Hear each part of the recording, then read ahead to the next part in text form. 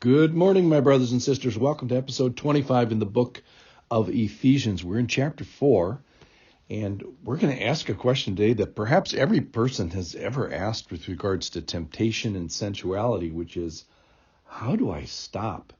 And so this is a very practical, though disturbing section of Scripture. It's going to describe a person who has forgotten who they are. They are believers, but they have forgotten Christ. And so Paul breaks down how you change, how do you stop doing bad behaviors in a person who's forgotten that they are a believer in the sense that they are acting like they're not a believer. So here it is. This is from Ephesians chapter 4, and I'm going to start in verse 17 through 20. Now I say and testify in the Lord that you must no longer walk as the Gentiles do, in the futility of their minds. They're darkened their understanding, alienated from the life of God because of the ignorance that is in them, due to their hardness of heart. They have become callous and have given themselves up to sensuality, greedy to practice every kind of impurity. Verse 20, this is where the changes, we won't get too much here, but that is not the way you learned Christ. So this is a terrible description of a person's state, and I realize that some of my listeners today are in this state. And if that's you, listen closely. It's Paul's plea. It's his call to no longer walk in the way that you're doing this. This is where the rubber really meets the road of the book of Ephesians. What he's saying is stop doing what you are doing. And then he tells you how. He says, stop doing by stop thinking. Stop having the futility of your mind. Stop acting this way because you're hopelessly confused in vain thinking. So his charge is to not to ignore the behavior, but is to stop the behavior, but stop the behavior by stopping the thinking. Stop the blindedness. Change the mind's eye in the darkness. Get the dark thinking out of the way. Get the dark association.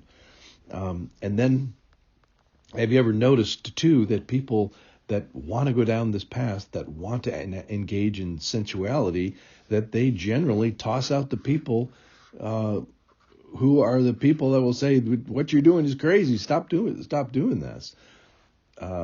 People who want to engage in sexually immoral behaviors or other behaviors, they stop coming from church. They alienate themselves from the life of God. That's what Paul is saying here. And his charge is don't do that. Don't alienate yourself from the people of God, the truths of God, the practices of God, the habits of God, and especially the thinking of God.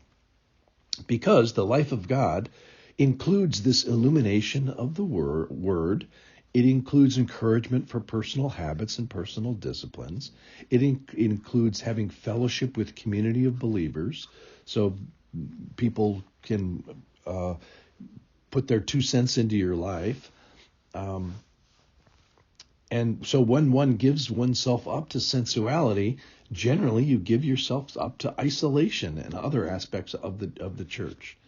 Then you become hardened, you become callous, which, callous, think about that. That's something that should be painful to a sensitive person is no longer painful. The borders change, the red flags change, the boundaries are moved in the wrong direction. So generally, if you're heading towards sensuality, you will leave behind sensitivity. You'll put on some callous. You'll leave behind light. You'll leave behind people who speak the truth in love. And you'll exchange pure thinking for an eagerness to sin. And in doing so, you'll surround yourself with people that are doing it as a declaration of your eagerness. You may even advertise it. Like, for example, if you sign up for Tinder, for example, what could be a more clear declaration of eagerness to practice impurity? You can see that you can exchange the life of God for the practice of impurity, the walking and the behaviors. So I want to first pause here that if you find yourself, my dear listener, trapped in a sin and repeating a sin and defeated by a temptation, and a wayward behavior that is inconsistent with the life of God, first of all, you have my compassion. What Paul is saying is, consider this. You must change your thinking before you can make an attack at the behavior. So attack it at its source, at its weak point, at its vulnerable area, which is the futile mind, the dark thinking. Ask the Lord for callous to be peeled back, that you would see this in the right way and think about this in the right way. Re-engage in the people that would help you reflect on it, give you feedback, and speak truth into your life. And pray for a restoration of the life in God in your head and in your heart and your walk and your soul. And especially, step one is in your thinking. The encouraging verse is verse 20, but that is not the way you learn Christ. So these are believers who have gone south. And he's addressing believers who are not acting like believers, especially in their thinking and then in their behavior.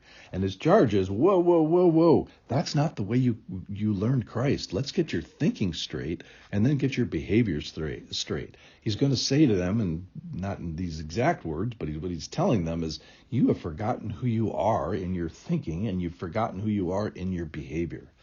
So in conclusion, first of all, a comment about sin. Sin and sensuality is tempting, it's enticing, it's deceiving before you become a believer. And guess what? After you become a believer, it's still tempting, enticing, and deceiving. So let's keep one's eyes open for it, both in me, keep me not become calloused, and also those around me. And let's help each other. Let's not walk alone.